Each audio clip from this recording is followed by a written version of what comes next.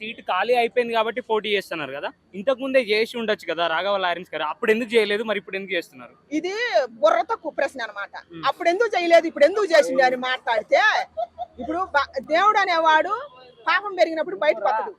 Time ప్రకారం అమ్మట బయటకు వస్తాడు అనమాట. దాన్ని బట్టి మనం కూడా ఆహ్వానించాలి. అప్పుడు చేయలేదు ఇప్పుడు చేయలేదు, అప్పుడు తిన్నాడు ఇప్పుడు అనేది కాదు. మంచి వ్యక్తి బయటకు వచ్చినప్పుడు మనం సపోర్ట్ చేయాలని కానీ పిచ్చి పిచ్చి క్వశ్చన్లు వేయకూడదు, పిచ్చి పిచ్చి ప్రశ్నలు వేయకూడదు. విజయ్ దళపతి గారిని ఆయన మంచితనం చూసి గెలిపించారు. ఇప్పుడు ఆయన సేవ ప్రతి ఒక్క పథకం పెడుతుండే అసలు తీసుకొచ్చి. ఇప్పుడు నేను భర్త అనే మహేష్ బాబు గారు సినిమా తీసి చూడు, ఆ సినిమాలో జరిగినట్టు జరుగుతుంది రియల్ గా. ఈ ఎంతవరకు అమలు అవుతాయో తెలియదు కానీ ప్రతి ఒక్కటి భలే నీతికి తీసుకొస్తాడు. అంటే లారెన్స్ గారు కూడా వస్తే గవర్నమెంట్ లోకి ఖచ్చితంగా అలాంటి పనులే చేసుకుంటూ డబల్ వెళ్ళిపోతారు. వస్తాయి, ఇంకా డబల్ వస్తాయి. వెనకన్నా డబల్ వస్తాయి అనమాట. లారెన్స్ గారు కనుక ప్రజల్లోకి ఒక నాయకుడిగా కనుక వస్తే డబల్ వస్తాయి. వీళ్ళంతా ఏకం కావాలి, మంచి మంచి పనులు చేసేవాళ్ళు. ఇప్పుడు ఎప్పుడు అక్కడ